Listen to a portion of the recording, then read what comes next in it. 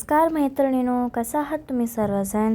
मी मनीषा तुमचं स्वागत करते माझ्या कुकिंग चॅनलमध्ये, मनीषा किचन आणि व्लॉग्सच्या चॅनलवरती।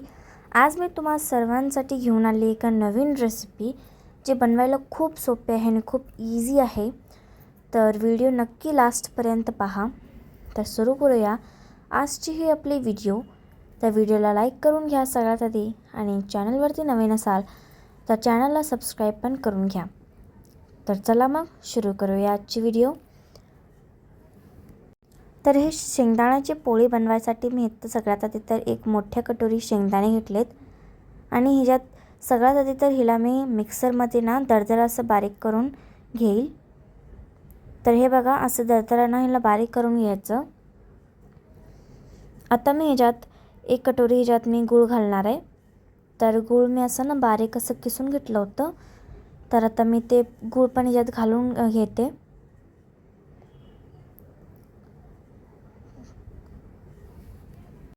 गूळ ह्याच्यात मिक्स केल्यानंतर आपण याला हाताने एकदा छान असं मिक्स करून घेऊया।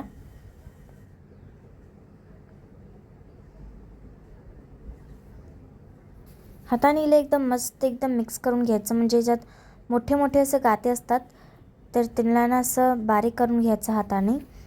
तर हे बघा, अशा पद्धतीने।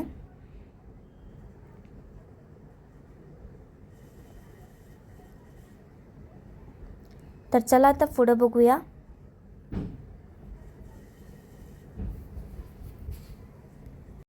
आता मी ह्याच्यात एक कप ह्याच्यात मी इलायची घालते, आणि इलायची घातल्यानंतर चांगलं याला आता मिक्स करून घ्यायचं।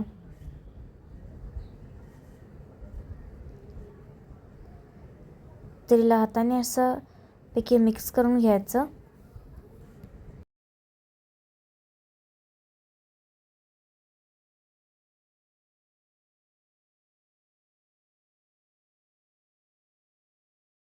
तर आता मी साईडमध्ये इथं तवा पण ठेवलेला आहे।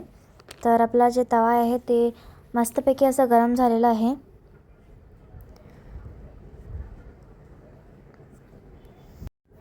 तर आता मी इथे एक डो घेतलेला आहे, आणि जे मिश्रण मी बनवून घेतलेलं होतं ते पण रेडी झालेले आहेत आपले।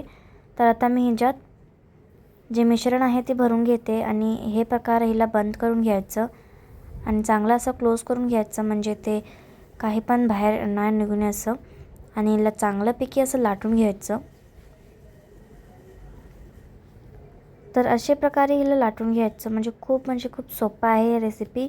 तर तुम्हीही नक्की रेसिपी ट्राय करून बघा, आणि मला कमेंटवरती नक्की सांगा की तुम्हाला ही रेसिपी कसं वाटलं।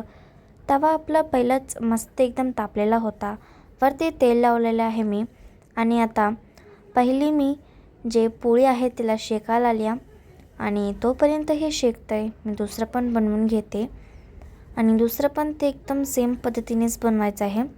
एकदम मस्त आहे आणि एकदम सोपी रेसिपी आहे, आणि खायला पण अशी खूप गोडसर आहे। तर छान वाटतील, तुम्ही पण एकदा नक्की ट्राय करून बघा। तर असेपैकी मी आता दुसरे पण बनवून घेते।